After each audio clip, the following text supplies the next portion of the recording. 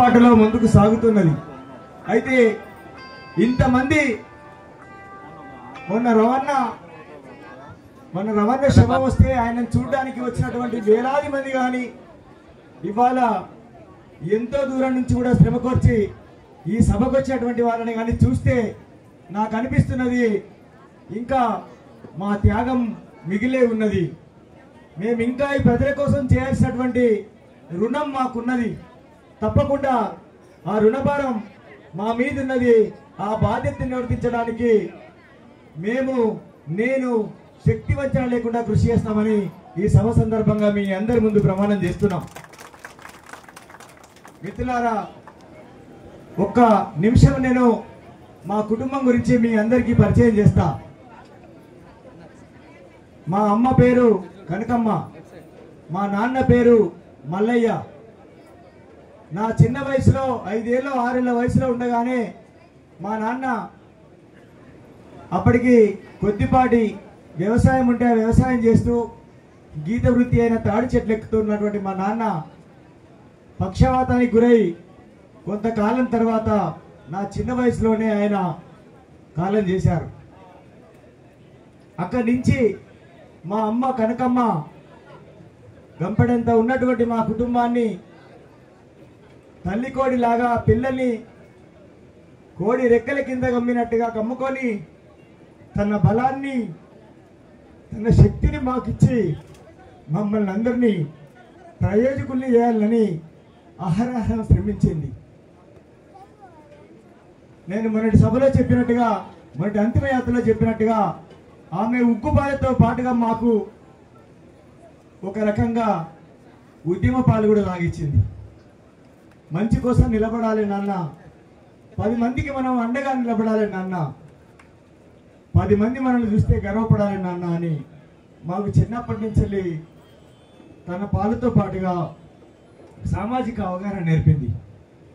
అట్లాంటి మా అమ్మ బతికుండగానే ఆమె అనేక కష్ట నష్టాలు పడుతూ అనేక శ్రమలు చేస్తూ మమ్మల్ని అందరినీ సాకుతున్న సమయంలో మొట్టమొదటిగా మా పెద్దన్న, మేము 5గురు సంతానం, మా అమ్మకు 5గురం కొడుకులమే. బహుశా మా అమ్మ 3వ కొడుకు అప్పటి నుంచే ఇంకా నాకు ఒక బిడ్డ పుడితే బాగుండని ఆశపడ్డది. కాబట్టి ఇవాళ అమరుడైనటువంటి మా రవణను తను పుట్టిన తర్వాత ఆడపిల్లలాగా పెంచుకున్నది. ఆయనకు జుట్లేసింది, ఆయనకు రిబ్బన్లు వేసి జుట్టేసుకొని ఒక ఆడపిల్లలాగా పెంచుకుంది మా అమ్మ. ఆయనతో ఎప్పుడో 50 ఏళ్ల కింద దిగినటువంటి ఒక ఫోటో ఉంది మా ఇంట్లో. వేములవాడకి వెళ్ళినప్పుడు మా పక్కింటి వాళ్ళు, ఈ బండి ఈరక్క వాళ్ళు వీళ్ళంతా కలిసిపోతే దిగింది ఒక ఫోటో ఉన్నది. ఆ ఫోటో ఏం చెప్తుందంటే, మా అమ్మ తన 4వ కొడుకు బిడ్డ పుడితే బాగుండని కోరుకుంది, కానీ కొడుకే పుట్టాడు. అయినా ఆయనకు బిడ్డలాగా జడలేసి పెంచుకుంది, అత్యంత ప్రేమగా ఆత్మీయంగా చూసుకుంది. ఆయనలో మా నాన్నను చూసుకుంది మా అమ్మ. మా రవణ మా నాన్నలాగా ఉంటాడు, మా నాన్నను చూసుకున్నది మా అమ్మ. మా నాన్నను చూసుకుంటూనే తనకు పుట్టిన ఒక బిడ్డ అనుకొని బిడ్డలాగా పెంచుకుంది. అయితే మా అమ్మ ఆశ నెరవేరలేదు. 5వ వాడిగా నేను కూడా మగపిల్లాడినే పుట్టాను. అప్పుడు మా అమ్మకు చెల్లెళ్ళు 2. మా అమ్మ చిన్న చెల్లెకు 5గురు ఆడపిల్లలే పుట్టారు, ఒక్క కొడుకు మాత్రమే పుట్టాడు. కాబట్టి ఆడపిల్లని కనాలన్న తన కోరిక తీరలేదు. కాబట్టి మా చిన్నమ్మ బిడ్డని మా అమ్మ తెచ్చుకొని ఇక్కడ పెంచి పెద్ద చేసి, మాతో పాటుగా సమానంగా పెంచి పెద్ద చేసి పెళ్లి చేసి ఈ పక్కన గుమ్మడెల్లికి పెళ్లి చేసి ఇచ్చింది మా అమ్మ. మా అమ్మ ఎంత ఉదాత్రాలంటే, మా అమ్మమ్మ ఊరు ఇక్కడ రాచపల్లి. అక్కడ మా తాత చనిపోయిన తర్వాత మా అమ్మమ్మ అక్కడ ఉండలేని పరిస్థితి ఉంటే మా అమ్మమ్మను, మా మేనమామని ఇద్దరిని కూడా తీసుకొచ్చి ఇగో ఇక్కడ ఈ చింత చెట్టు పక్కన గుడిసె వేసి వాళ్ళని ఇక్కడే సాధింది మా అమ్మ. మాతో పాటుగా మా అమ్మమ్మని, మా మేనమామని కూడా సాధింది. మొత్తం మా కుటుంబంలో తనతో పుట్టినటువంటి తోడబుట్టినటువంటి అక్క చెల్లెలకు కానీ, తమ్మునికి కానీ, వాళ్ళ అమ్మకి కానీ, అట్లాగే మాకు కానీ, మా చుట్టూతో ఉన్న ఈ చుట్టుపక్కల ఉన్నటువంటి ఎన్నో కుటుంబాలకు కానీ మా అమ్మ ఒక అమ్మలాగానే ఉన్నది. అలాంటి మా అమ్మకు మొదటి సంతానం మా అన్న గాదర్ల రాజయ్య. ఆయనే ఇంట్లో అంటే కులవృత్తి అయినటువంటి మా తాడి చెట్లు ఎక్కుతూ కొద్దిపాటి వ్యవసాయంలో పాల్గొంటూ ఆయన 10వ తరగతి దాకా మా అమ్మ చదివించింది. 10వ తరగతి తర్వాత చదువు మానిపించి, బిడ్డ తమ్ముళ్ళందరూ ఉన్నారు కాబట్టి నువ్వు ఇంట్లో పని చేసినట్లయితే మరి తమ్ముళ్ళందరినీ కూడా మనం సాధించాలి ఆయన మీద బాధ్యత పెట్టింది. అయితే అనతి కాలంలోనే మా అన్న కూడా పెద్దన్న కూడా అనారోగ్యానికి గురయ్యాడు.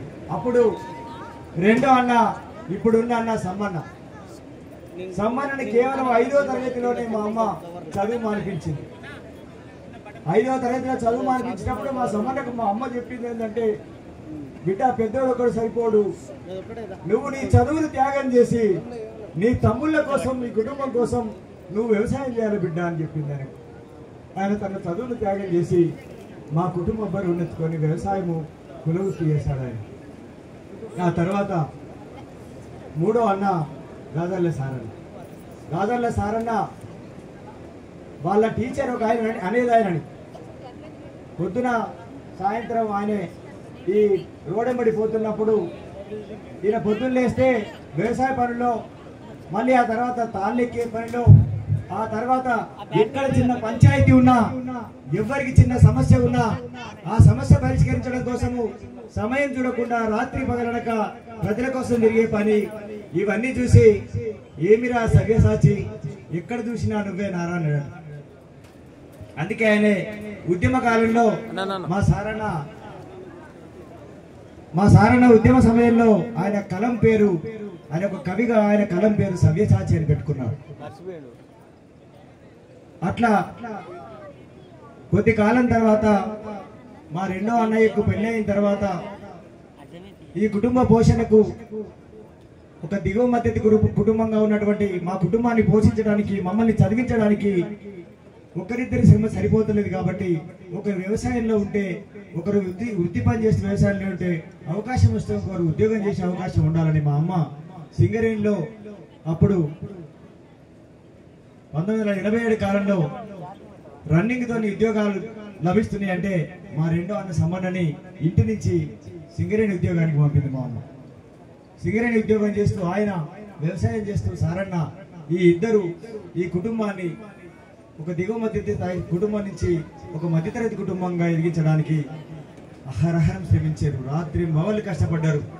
ఇక్కడ వ్యవసాయం చేయడంలో పెద్ద రైతులు ఎంతైతే పట్టుదలతో, ఎంతైతే బలమైన వ్యవసాయం చేసిండ్రో వాళ్లకు ధీటుగా సారన్న సమ్మన్నలు వ్యవసాయం చేశారు. ఇక్కడ ఏ పంట ముందుకొస్తే, ఎలాంటి కొత్త రకమైన పంటలు వస్తే అలాంటి కొత్త రకమైన పంటలు వేస్తూ వ్యవసాయంలో ఎవరికి తీసుకునే విధంగా పోటీ పడుతూ వ్యవసాయం చేసినటువంటి చరిత్ర మా అన్నలకు ఉన్నది. అట్లాగే వ్యవసాయం వరకే పరిమితం కాకుండా వాళ్ళు ప్రవృత్తి చేసిండ్రు. ప్రజా సమస్యల మీద ఈ కుటుంబంలో అందరికంటే ముందు విప్లవ రాజకీయాలలో పోలీసు నిర్బంధంలో ఒకవేళ తన్నులు పడ్డది ఎవరైనా ఉన్నారంటే, పోలీస్ టార్చర్ అనుభవించిన ఎవరైనా ఉంటే మా రెండో అన్న సమ్మన్ననే మొట్టమొదటిసారి మా కుటుంబంలో అరెస్ట్ అయింది. ఆయన ఇక్కడ అరెస్ట్ చేసి మొగుళ్ళపల్లి స్టేషన్లో కొన్ని రోజుల పాటు చిత్రహింసలు పెట్టిండ్రు. ఆయనతో పాటుగా ఈ ఊరు ఉన్నటువంటి కొంతమంది మిత్రులను కూడా ఆ సందర్భంగా అరెస్ట్ చేసి, ఆ తర్వాత మా కుటుంబం విప్లవ రాజకీయాలు నేర్చుకున్న తర్వాత మళ్ళీ పోలీసుల చేత అరెస్ట్ చేయబడ్డ రెండో వ్యక్తి ఎవరంటే ఇప్పుడు అమరుడైనటువంటి గణేష్ అన్న ఇంటర్మీడియట్ చదువుతున్నప్పుడు హన్మకొండలో ఆయన రాడికల్ విద్యార్థి సంఘంలో పనిచేస్తున్నాడనే సమాచారం తెలుసుకొని అప్పుడున్నటువంటి అక్కడి పోలీసులు అరెస్ట్ చేసి విపరీతంగా చిత్రహింసలకు గురి చేస్తే ఒక వారం రోజుల పాటు హన్మకొండ పోలీస్ స్టేషన్లో ఆయనని పెట్టని చిత్రహింస లేదు. ఆయన కాడి గోళ్ల వేళ్ల మధ్యలో గుండు పిన్నెలు కొట్టిండ్రు. ఈ కాలి వేళ్లకు ఉన్నటువంటి గోర్ల కింద గుండు పిన్నెలు పెట్టి చిత్రహింసలు గురి చేసిండ్రు. నాకు బాగా గుర్తు, నేను 2013లో ఉద్యమం వదిలేసి ఇంటికి వచ్చేటప్పటికి కూడా ప్రతి 6 నెలలకు ఒకసారి 35 ఏళ్లుగా ఆయన గోళ్ళు ఊడిపోతూనే ఉన్నాయి, పుచ్చిపోయి. అంతగా కాలి గోళ్లకు గుండు పిన్నులు కొట్టి మరి చిత్రహింసలకు గురి చేశారు. అప్పుడే ఆయన ఎన్కౌంటర్లో చంపేయాలనుకున్నారు. ఎన్కౌంటర్ అంటే మనందరికీ తెలుసు, బూటప్ ఎన్కౌంటరే, పట్టుకెళ్ళి చంపడమే ఎన్కౌంటర్ పేరు. అలాంటి ఒక ఎన్కౌంటర్ పేరు మీద ఆయన హన్మకొండ పోలీస్ స్టేషన్ నుంచి తీసుకెళ్లి చంపాలని చూస్తున్నాడు. కానీ అదృష్టం కొద్దీ ఒకరోజు అనుకోకుండా అన్నలు బంధు పిలిపిస్తే ఆ బంధు పిలుపు సందర్భంగా కొంతమంది హన్మకొండకు సంబంధించిన కుమారపల్లి రెడ్డి కాలనీకి సంబంధించినటువంటి నక్సలైట్ సానుభూతి పనులను తీసుకెళ్లి పోలీస్ స్టేషన్లో ఆ ఒక్కరోజు కోసం బంధించినప్పుడు అందులో ఒక కానిస్టేబుల్ పుణ్యాత్ముడు సహకరించి సాయంత్రం పూట వాళ్ళందరినీ వదిలేస్తుంటే ఆ గేట్ వదిలేసి నువ్వు ఈ సమయం తప్పుకో బిడ్డ, లేకపోతే నేను చంపేస్తాను వదిలేస్తే అప్పుడు ఆయన బయటకు వచ్చి ఒక రిక్షా, అప్పుడు రిక్షాలు మాత్రమే నడుస్తున్నాయి 87లో, ఒక రిక్షా ఎక్కి అక్కడి నుంచి తప్పుకొని వచ్చి ఊర్లో పడ్డాడు.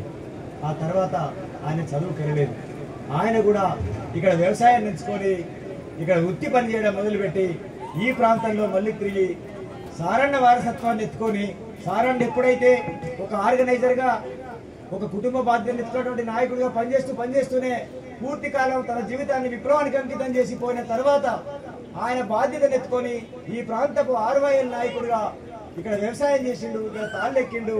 అట్లాగే ఈ ప్రాంతపు ఉద్యమాన్ని అంతా కూడా ఆయన నడపడంలో బాధ్యత తీసుకొని పనిచేసిండు. అట్లా మూడో అన్న సారన్న తనకి ఇంటి దగ్గరే పెళ్ళయింది. ఆయనకి ఇద్దరు కొడుకులు పుట్టిండ్రు. ఇద్దరు కొడుకులు పుట్టిన తర్వాత మా వదినే బాగా తీవ్రమైన అనారోగ్య సమస్యకు గురయ్యి ఆమె కొద్ది కాలం తర్వాత ఎన్ని ట్రీట్మెంట్లు ఇచ్చినా బ్రతకకుండా చనిపోయింది. అప్పుడు ఇద్దరు చిన్న పిల్లలు కొడుకులు. ఆ తర్వాత ఆయనే ఆ సమయంలోనే ఇక్కడ సొసైటీ ఎన్నికల్లో పాల్గొంటే దొరలు, భూస్వాములు, పెత్తందారులు కుమ్మక్కై కుట్రపూరితంగా ఆయన ఎన్నికల్లో ఓడిస్తే ఇక పోరాటం తప్ప మార్గం లేదు, మనం ఇక్కడ దేని నమ్ముకున్నా ఇక్కడ ఈ చట్టసభల్ని నమ్ముకున్నా మనల్ని గెలవనియరు, బలం లేని వాళ్లకు, బలహీనులకు ఈ చట్టసభల్లో చోటు లేదు అనేది ఆయన గ్రహించి ఇక విప్లవమైన వృత్తిని నిర్ణయించుకున్న నాడు ఆయన భార్య చనిపోయి, అంతకంటే 6 నెలల ముందే మమ్మల్ని అన్న తల్లి కనకమ్మ చనిపోయి, అంతకంటే కొద్ది రోజుల తర్వాతనే మా పెద్దన్న రాజయ్య చనిపోయి, ముగ్గురి మరణం తర్వాత ఒక 6 సంవత్సరాల కాలంలోనే ముగ్గురు మా కుటుంబంలో చనిపోయిన తర్వాత ఆయన విప్లవోద్యమంలో పూర్తికాలం పనిచేయాలనే నిర్ణయం తీసుకొని అత్యంత బాధాకరంగా అత్యంత కఠినమైనటువంటి ఒక నిర్ణయం తీసుకొని విప్లవోద్యమానికి అంకితమై వెళ్ళిపోయాడు. ఆయన వెళ్ళిపోయిన తర్వాత ఆయన కొడుకులిద్దరిని సమ్మన్న దగ్గర పెంచాలని నిర్ణయం తీసుకున్నారు. నేను అప్పటికి ఇంకా చదువులోనే ఉన్నా. నేను ఇంటర్మీడియట్ చదవడం కోసం హన్మకొండకు వెళ్ళినా. సమ్మన్న దగ్గర చదివించాలని నిర్ణయం తీసుకున్నప్పుడు సమ్మన్నకు అప్పటికి 3 పిల్లలు. సింగరేణిలో చిన్నపాటి ఉద్యోగం చేస్తున్నాడు ఆయన. అయితే పోలీసులు ఎంత కక్ష కట్టిందంటే మా ఇంటి మీద, మా కుటుంబం మీద, ఈ ఊళ్ళో ఉన్నటువంటి ఎంతో మంది విప్లవ సానుభూతి పనులు, విప్లవకారుల కుటుంబాల మీద. ఇగో ఇక్కడ ఈ ఇల్లు ఇప్పుడు కొత్తగా నిర్మించినటువంటి ఇల్లు స్థలంలో మా ఇల్లు ఉండేది. ఈ ఇల్లును పూర్తిగా పోలీసులు స్వయంగా దగ్గరుండి కూలగొట్టారు. అంతేకాదు 3 సంవత్సరాల పాటు ఊరుమ్మడి పశువులన్నింటినీ పొద్దునపూట అక్కడ సామడ దగ్గర జమయ్యే పశువులన్నీ పొద్దున్నే పోలీసులు వచ్చి తీసుకెళ్లి మా వ్యవసాయ భూముల్లో పంటలన్నీ మేపేయడం మొదలుపెట్టారు. ఒక 3 సంవత్సరాలు ఆ పని చేస్తే ఆ తర్వాత 3 సంవత్సరాల దాకా ఎవరు కనీసం ఆ భూమిని కౌలు బియ్యడానికి కూడా ముందుకు రాకుండా భూమి పడావు పడేలాగా చేశారు. ఇల్లు కూర్చోడం కంటే ముందు కుటుంబంలో అంటే ఇంట్లో ఉన్నటువంటి బియ్యము, ఉప్పులు, పప్పులు అన్నీ ఇక్కడ మా ఇంట్లో ఉన్నటువంటి చేదబాదులో కుమ్మరిచ్చారు. కిరసన ఆయన కుమ్మరిచ్చారు. చివరికి ఆయన 2 బిడ్డల్ని అంటే 2 కొడుకుల్ని సమ్మన్న సాధనానికి బరివెత్తుకుంటే సమ్మన్న మీద వేదనలు చేయడం మొదలుపెట్టారు. సమ్మన్నను ఇప్పటి వరకు 3 సార్లు జైలుకు పంపారు ఈ రాజ్యం. ఈ ప్రభుత్వం పోలీసులు ఆయన 3 సార్లు అరెస్ట్ చేసి అనేక హింసలకు గురి చేసి ఆయన జైలుకు పంపిన చరిత్ర ఉన్నది. అంతేకాదు ఆనాడు ఇక్కడ ఈ ఆంధ్రప్రదేశ్ రాష్ట్రంలో నల్లదండు ముఠాలు అనే వాటిని సృష్టించి ఒకసారి ఆయన నల్లదండు ముఠాలతో దాడి చేసి హత్య చేసే ప్రయత్నం చేసినారు. ఈ ఊరికి వచ్చి వెళ్తుంటే, మంచిర్యాలకు వెళ్తుంటే ఓడేడు దగ్గర ఆ హత్యా ప్రయత్నం నుంచి తప్పుకొని ఆయన బ్రతికి బయటపడ్డాడు. ఇప్పుడు మేము చెప్తున్నాము, అప్పుడు ఈ ప్రాంతంలో పనిచేస్తున్నటువంటి మా సారన్న అంటే ఆజాద్ అన్న పెద్దన్నను పిలుచుకొని, అన్న నీకు 3 పిల్లలు ఉన్నారు, ఆ తర్వాత 2 తమ్ముళ్ళు ఉన్నారు, ఇంకా నా పిల్లలు 2 నీ దగ్గరే ఉంటున్నారు, ఇంత పెద్ద కుటుంబాన్ని నువ్వు సాకుతున్న పరిస్థితి ఉన్నది, కానీ ఒకవేళ నీకేదైనా జరిగితే వీళ్ళందరి గతేం కావాలి. ప్రధానంగా వాళ్ళు నా కొడుకులు నీ దగ్గర ఉన్నారని కూడా నేను ఒత్తిడి చేస్తున్నారు. కాబట్టి నా పిల్లల్ని ఎవరికైనా పెంపకానికి ఇచ్చేద్దాం అనేటువంటి ఒక కఠినమైన నిర్ణయాన్ని అభిప్రాయాన్ని సంబంధం ముందు పెడితే సంబంధం తట్టుకోలేక ఒకరి మీద ఒకరి పడి కొన్ని గంటల పాటు ఏడ్చింది ఆ రోజు. అయినా అన్న చనిపోతే ఒకవేళ ఏదైనా ప్రమాదం జరిగితే కుటుంబం మొత్తం ఆగమవుతుందని గమనించి ఆయన అన్న ఒప్పుకోకపోయినా పెద్ద కొడుకుని ఒక మిత్రునికి ఆల్రెడీ నిర్ణయించి చదువుకోవడానికి ఇచ్చాడు. రెండో కొడుకును కూడా ఇంకొకరికి చదువుకోవడానికి పంపించాడు. కానీ దురదృష్టవశాత్తు చిన్న కొడుకును మనం వేరే దగ్గర అనుకున్న స్థాయిలో ఉంచుకోలేని పరిస్థితి కల్పిస్తే ఇక మళ్ళీ మధ్యలో వెళ్ళి అన్నకు గుండె తట్టుకోలేని పరిస్థితిలో సంబంధం వెళ్ళి ఆ కొడుకుని తీసుకొచ్చి చిన్న కొడుకుని తనతోనే చదువుకున్నాడు. పెద్ద కొడుకుని ఇచ్చిన దగ్గర ఒకప్పుడు ఆయన కొంచెం ఆర్థికంగా బాగానే ఉండే, కానీ తర్వాత పాపం ఆర్థిక ఇబ్బందులు ఎదురైతే మొదటి నుంచి చివరి దాకా ఆయన వెనుక ఉండి ఆయన చదువుకు కానీ ఆ కొడుకు పెళ్లికి కానీ ఆయన అవసరాలకు కానీ సంబంధే బాధ్యత వహించి వెనక నుంచి వెళ్ళి బాధ్యత తీసుకొని ఆయన కోసం బాధ్యత ఎత్తుకొని పనిచేస్తూ వచ్చేది.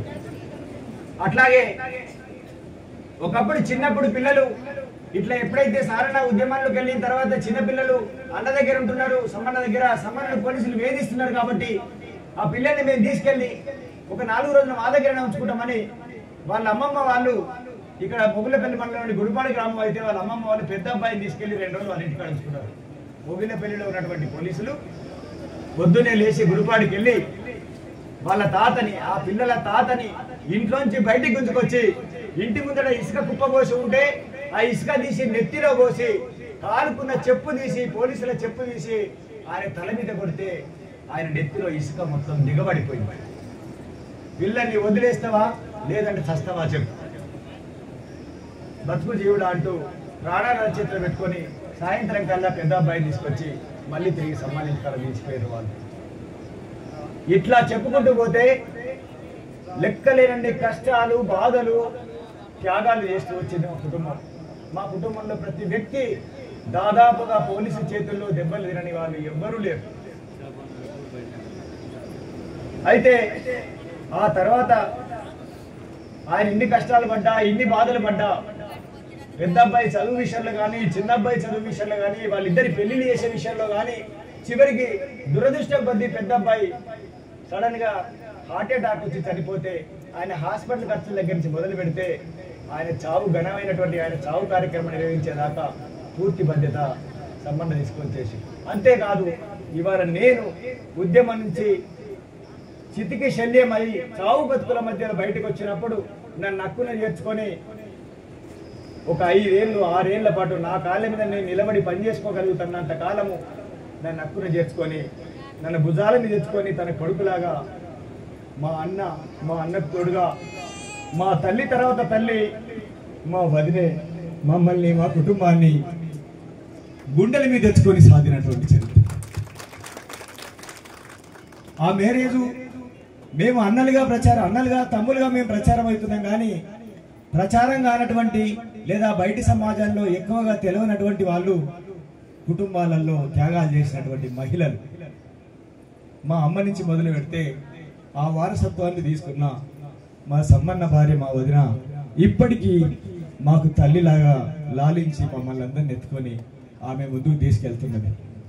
కాబట్టి ఈ త్యాగాల్లో, మా పోరాటాల వెనుక, మా త్యాగాల వెనుక ఇంతమంది ప్రజలు ఉన్నట్టుగానే మా కుటుంబం ఉన్నది.